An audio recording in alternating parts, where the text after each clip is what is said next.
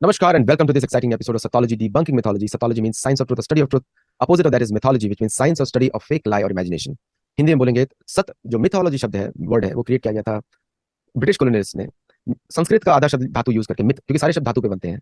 धातु घंटू ये सब अनेक कैटेगरीज है संस्कृत व्याकरण में तो धातु मिथ है उसके उससे शब्द बनते हैं मिथ्या मिथ्याचार मिथ्या अहंकार अनेक शब्दों से बनते हैं मिथ्य से मिथ्य धातु से उसका रूट वर्ड का अर्थ होता है नकली काल्पनिक होता है बड़ा स्मार्टली यूज किया वर्ड मिथोलॉजी शब्द बनाया मतलब कल्पना का विज्ञान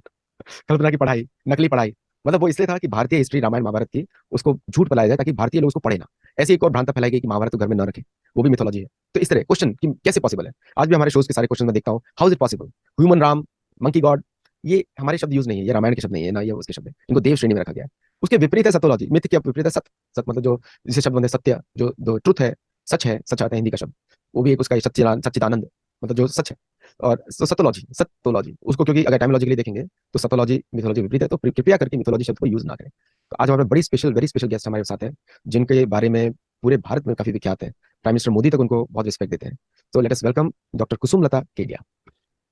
बहुत बहुत स्वागत आपका पहली बार शो पे आने के लिए तो एक जो टॉपिक आपने आज प्रिपेयर किया है उसी के साथ हम लोग आगे चलेंगे जैसे कि अगर हम लोग आज हम विश्व अमेरिका को देखें एक शब्द क्रिएट किया गया था बाय द वे वो दो मुस्लिम लेडीज थी उन्होंने क्रिएट किया था जब फ्रांस में इस्लामोफोबिया वो मुसलमान जो औरतें हैं फ्रेंच मुस्लिम्स हैं वो कंप्लेन कर रही है हमको डर लगता है हमारे मौलवियों से वो ये कंप्लेन करी इसलिए इस्लामोफोबिया शब्द बना लेकिन आज उसका अलग ही मार्केटिंग किया गया है अब ये हो गया कि इस्लाम से डर अच्छा उसके विपरीत हमारे भारतीय लोगों ने क्रिएट किया हिंदू फोबिया मैं आपको बता दूं गारंटीड इतने सालों अमेरिका में रहता हूँ कोई भी हिंदू से डरता नहीं है यहाँ पर जोक्स भी बनते हैं बड़े बड़े जो कॉमेडियन से जोक्स बनाते हैं कि भारतीय लोग ना कभी किसी चोरी में इन्वॉल्व होते हैं इनसे आप चोरी भी नहीं करवा सकते इनसे आप डकैती भी नहीं करवा सकते या इनसे आप कोई गलत काम करा ही नहीं सकते इतना पॉजिटिव इमेज है एक भारतीय हिंदू कम्युनिटी का अमेरिका में तो कोई डरता नहीं है लेकिन एक तरीके का हम लोग को एक जो हमारा जो मानसिकता है हर चीज वेस्टर्न को हम लोग अडॉप्ट कर लेते हैं हमको इंग्लिश भी ठीक से समझ में नहीं आती है जो अमेरिका में बोली जाती है जो ये लोग बोलते हैं और अपने को हम अडॉप्ट कर देते हैं एक नया ट्रांसलेशन बना देते हैं हिंदी में तो अभी इसी से सेगवे पे हम आपके टॉपिक पे आएंगे इस टॉपिक पे कि किस तरह आपको क्या लगता है कि जो पहली बात तो हम लोग इंग्लिश को जो हिंदी या इधर ट्रांसलेट करते हैं एक्यूरेटली नहीं करते हैं और हम लोग गलत तरीके से प्रोजेक्ट करते हैं कि मतलब इस्लामोफोबिया को भारत में भी डाल दिया कोई कौन डरता है भारत में हिंदुओं से कोई नहीं डरता इसके विषय में आप यहाँ से शुरुआत करते हैं आपके टॉपिक के ऊपर तो आपने जो एक जो टॉपिक हम लोग आज डिस्कशन करें कि इस्लाम और उसका यूसेज कमर्शलाइजेशन जो क्या मतलब व्यापार तरीके से तो what do you want to say on that please देखिए, अभी चारों तरफ जो चल रहा है भारत में भी और दुनिया में यूरोप और अमेरिका में खास करके मानो इस्लाम ही कोई समस्या है। इस्लाम समस्या तब होता जब इस्लाम को मानने वाले लोग होते। अब मैं तो भारत से ज्यादा परिचित हूँ, अमेरिका या बाकी जगहों से कम परिचित हूँ, तो भारत के उदाहरण को लेकर बात कर रहे हैं। अगर भारत में तलाश किया जाए कि इस्लाम में 4 कैटेगरी दिया गया है या ना, ये पहले बात थोड़ी और प्रारंभिक शुरू करते हैं। इस्लाम को अगर समझना है या इस्लाम के फोबिया को अगर समझना है तो केवल और केवल एक किताब है और वो किताब है कुरान। कुरान जो लोग खुद को मुसलमान मोहम्मदन मुस्लिम मोमिन कहते हैं उनके अनुसार उनका दावा है कि ये अल्लाह ऑर्डेन्ड है, गॉड ऑर्डेन्ड है और ये इनफॉलिएबल है इसी कारण से। और ये सीधे सीधे आई थी रसूल के पास, पैगंबर मोहम्मद के पास अल्लाह के द्वारा। तो केवल एक किताब है जो गॉड ऑर्डेन्ड है, अल्लाह ऑर्डेन्ड है, इसलिए इनफॉलिएबल है। अब जो दो और ये बार बार चर्चा में आ जाता है मेरी समझ से एक्सपर्टीज की कमी और थोड़ा सा अनपढ़पन या काफी सा अनपढ़पन, ये दो चीज और ले आते हैं और वो दो चीज है हदीस और शरिया। हदीस और शरिया मैन मेड है और न तो गॉड ने इसको दिया है और न ये पैगंबर मोहम्मद के मार्फत ये आया है। तो कुरान के आधार पर ही तय होगा कि इस्लाम क्या है, मुसलमान कौन है। मुसलमान की जगह वहां जो कैटेगरी है, नॉर्मली हम लोग जानते हैं कि 2 कैटेगरी है, मोमिन यानी मुसलमान जिसको कहते हैं बिलीवर और काफिर, लेकिन नहीं, कुरान में 4 कैटेगरीज है और जो बाकी 2 कैटेगरी जिसके बारे में कहीं पब्लिक डोमेन में चर्चा नहीं है उससे वो पैगंबर साहब परेशान है, अल्लाह परेशान है। और वो 2 कैटेगरी है मुनाफिक और मुशरिक। इसका जो हम लोग के मतलब के लिए जो ट्रांसलेशन है सूडो मुस्लिम्स, भारतीय शब्द में कहें जो हिंदी में ट्रांसलेशन है मक्कार मुसलमान, कपटी मुसलमान या बनावटी मुसलमान।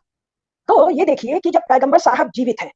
कहां पर, मक्का और मदीना में, सऊदी अरेबिया में, डायरेक्ट अल्लाह के कांटेक्ट में है, लगातार आयतें उतर रही हैं, तो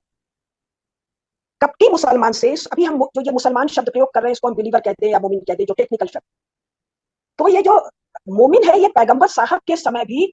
बहुत थोड़े से हैं, बाकी प्रिटेंड कर रहे हैं कि हम मोमिन हैं और वस्तुतः वो टेक्निकल शब्द है मुनाफिक, यानी जो सूडो है, जो कपट कर रहे हैं, जो बनावट कर रहे हैं, जो शो ऑफ कर रहे हैं कि हम हैं तो मुसलमान लेकिन इंस्ट्रक्शंस जो कुरान में धीरे धीरे आई और आजकल के लिए तो कोडिफाइड है उसका वो बिल्कुल भी आचरण नहीं कर रहे हैं, उसको पूरी तरह किनारे डाल दे रहे हैं और केवल अपने सांसारिक लाभ के लिए या सीधे हम कहें अपने लोभ के लिए, अपने फायदे के लिए या डर से या भय से थोड़े समय के लिए मुसलमान बन रहे हैं। कब? जब पैगंबर साहब जिंदा है, जब आयतें उतर रही हैं, जब अल्लाह डायरेक्टली कमांड कर रहे हैं, तब अल्लाह ताला को 50 बार कुरान में डायरेक्शन देना पड़ा है बनावटी नकली सूडो मुस्लिम्स की।